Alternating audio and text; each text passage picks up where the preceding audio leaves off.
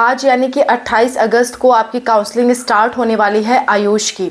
तो आज की वीडियो में आपको ये बताने वाली हूँ कि आप सभी आयुष कोर्सेज एक साथ भर सकते हो या नहीं भर सकते, और भर सकते हो तो क्या फ़ीस अलग अलग लगेगी, कितने कॉलेज भर सकते हो, क्या सिक्योरिटी फ़ीस हर कोर्स के लिए अलग देनी पड़ेगी, क्या प्रोसेस रहेगी सभी कोर्सेज़ में काउंसलिंग करवाने की, वो आज के वीडियो में हम डिस्कस करेंगे।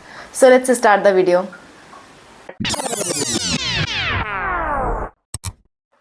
Hello everyone, welcome to spark of classes. This is Suman Yadav.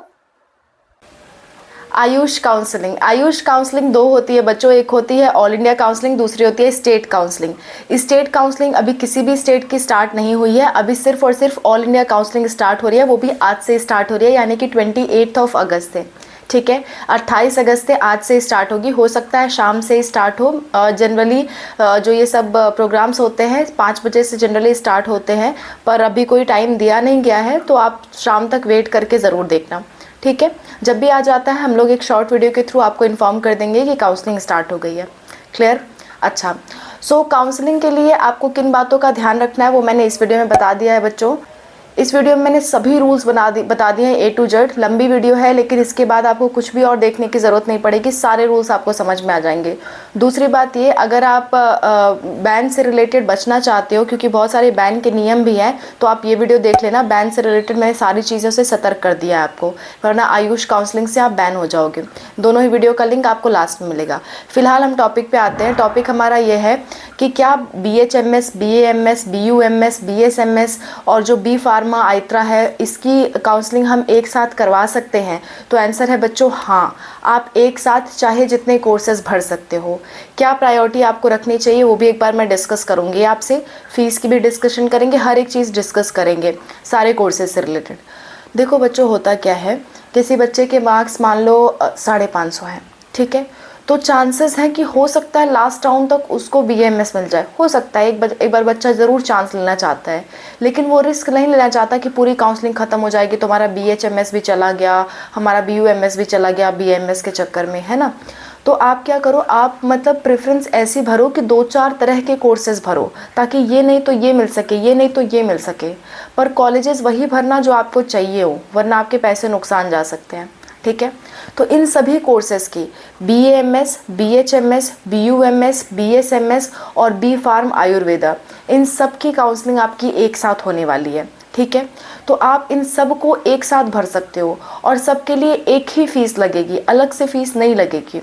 आप ये पांचों में से कोई भी कोर्स भर दो, या पांचों कोर्स भर दो, कोई भी 2 भर दो, उससे कोई मतलब नहीं है। आपकी जो रजिस्ट्रेशन फ़ीस है वो भी सेम लगेगी, आपकी सिक्योरिटी फ़ीस भी सेम लगेगी। ठीक है, सिक्योरिटी फ़ीस 20,000 लगनी है, 20,000 ही लगेगी। 20,000 लगनी है तो सिक्योरिटी फ़ीस 20,000 ही लगेगी बच्चों, उसमें कोई कंसेशन नहीं है और ना ही कोई एडिशन है। लेकिन अगर आप डीम्ड यूनिवर्सिटीज़ भरते हो, इन सब में से किसी भी एक कोर्स के लिए या सभी कोर्सेज़ के लिए आप डीम्ड यूनिवर्सिटी भी भरते हो और गवर्नमेंट भी भरते हो, तो आपके 50,000 रुपये लगेंगे। यानी कि सारे कोर्सेज़ की काउंसलिंग आप एक साथ करा सकते हो, अलग से अलग अलग कोर्स के लिए रजिस्टर करने की कोई ज़रूरत नहीं है बच्चों। ठीक है, आप सोचोगे मैम हम एक साथ काउंसलिंग कैसे करवाएं? तो बच्चों ये डिपेंड करता है आपके मार्क्स पे। जैसे मैं एग्जांपल के तौर पे आपको समझाती हूँ। देखो, आपके मार्क्स मान लेते हैं कि 550 है, ठीक है, तो 550 वाले बच्चे का चांस है कि BAMS भी हो सकता है लास्ट राउंड तक मिल जाए। वो नहीं मिलेगा तो BHMS या BUMS, इनमें से कोई ना कोई तो मिल ही जाएगा उसको, मतलब ऐसे चांसेस बनते हैं। ठीक है, तो वो क्या करेगा मैं आपको समझाती हूँ। अगर बच्चे को उर्दू आती है तो वो BUMS को प्रायोरिटी पे रखे।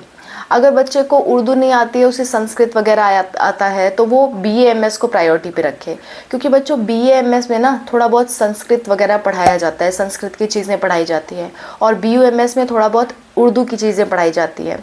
तो अगर आप मुस्लिम हो, माइनॉरिटी हो, ठीक है, और आपको उर्दू अच्छी आती है संस्कृत की अपेक्षा, तो आप BUMS भरो।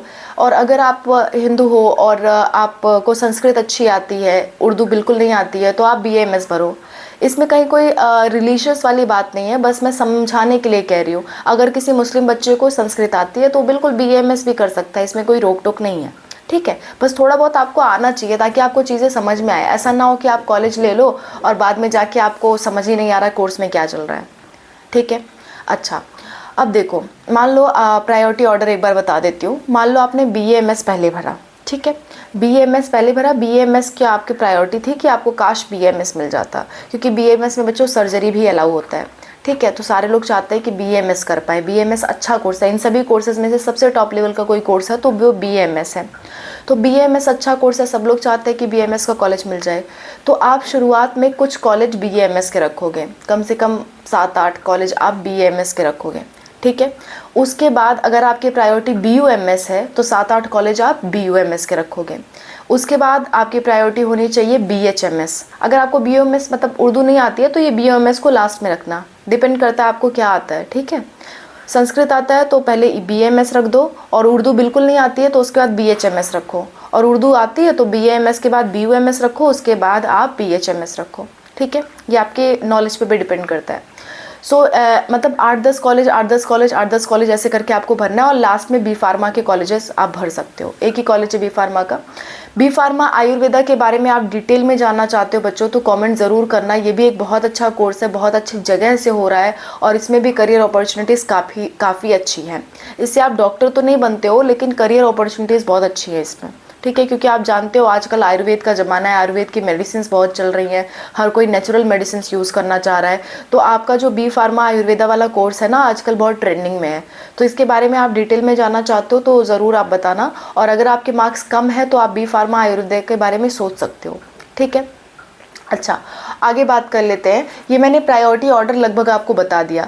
प्रेफरेंस लिस्ट कॉलेज वाइज आपको चाहिए होगी तो उसके लिए भी आप कमेंट करना, मैं अनूप सर उस पर वीडियो बनाने की कोशिश करेंगे। 2 टॉपिक मैं आपको दे रही हूँ, B pharma Ayurveda and preference list of Ayush counselling. ठीक है, तो ये दोनों में से आपको जो टॉपिक चाहिए होगा आप उसके लिए कॉमेंट कर देना, दोनों चाहिए होगा दोनों के लिए कॉमेंट कर देना।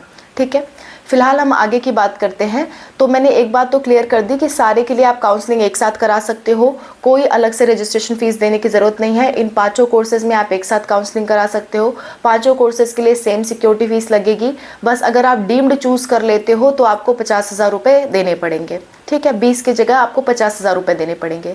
आप ये सोचो क्या हमें 20,000 प्लस 50,000 दोनों देने पड़ेंगे, तो आंसर है नहीं।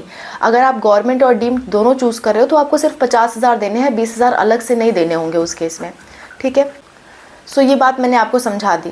अब आप जानना चाहोगे कट ऑफ कितनी होती है किस कोर्स के लिए, तो बच्चों आपकी सुविधा के लिए हमने ये सारे वीडियोस बना दिए हैं कट ऑफ से related. BAMS cut off, BHMS cut off, BUMS cut off, सब कुछ हमने बना दिया है। अनूप सर ने BHMS और BUMS का बनाया है, मैंने BAMS का बना दिया है, और स्टेट की cut off, all India cut off दोनों बना दी है। तो आप वहाँ से डिसाइड कर सकते हो कि आपको स्टेट काउंसलिंग में जाना चाहिए या ऑल इंडिया काउंसलिंग में। क्योंकि बच्चों अगर आप ऑल इंडिया काउंसलिंग में जाते हो तो और आपके मार्क्स कम है और लास्ट जाके आपको सीट अलॉट होती भी है तो हो सकता है उतना अच्छा कॉलेज ना मिले। लेकिन आपके स्टेट में अगर कॉलेजेस हैं, प्रॉपर कॉलेजेस हैं, तो आपको अपने स्टेट में पार्टिसिपेट करना चाहिए। ठीक, तो इन बातों का आपको ध्यान रहे। किसी किसी स्टेट में BAMS या BHMS के कॉलेजेस नहीं होते हैं या इक्के दुक्के होते हैं, तो इस केस में आपको ऑल इंडिया काउंसलिंग में पार्टिसिपेट करना चाहिए। और अगर आपके स्टेट में कॉलेजेस अच्छे खासे हैं, सीट्स भी ठीक ठाक हैं, ऑल इंडिया के मुकाबले आपका इसमें ज़्यादा फ़ायदा हो सकता है, तो आप स्टेट में पार्टिसिपेट करो, आपके स्टेट में ज़्यादा चांसेस होंगे। क्योंकि बच्चों स्टेट में 85% सीट्स होती हैं और स्टेट काउंसलिंग अभी स्टार्ट नहीं हुई है, थोड़ा सा पेशेंस रखना।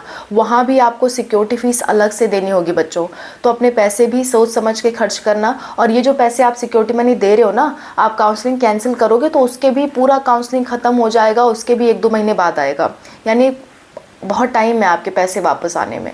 तो ये पैसे सोच समझ के खर्च करो, वहाँ लगाओ जहाँ आपको ज़रूरी लगे। ठीक है, ऐसे ही झूठ में कहीं भी मत लगा दो, जहाँ आपको ज़रूरी लगे वहाँ लगाओ। ठीक ठीक, तो ये सारी कुछ बातें हैं, इंपॉर्टेंट बातें मैंने आपको बता दी और आप काउंसलिंग से रिलेटेड बता दिया। मैं तो कहूँगी कि आप कोई भी बच्चों, आपके कितने भी मार्क्स आते हैं, आप ज़्यादा से ज़्यादा कोर्सेज़ भरो अगर आप कंफर्टेबल हो तो।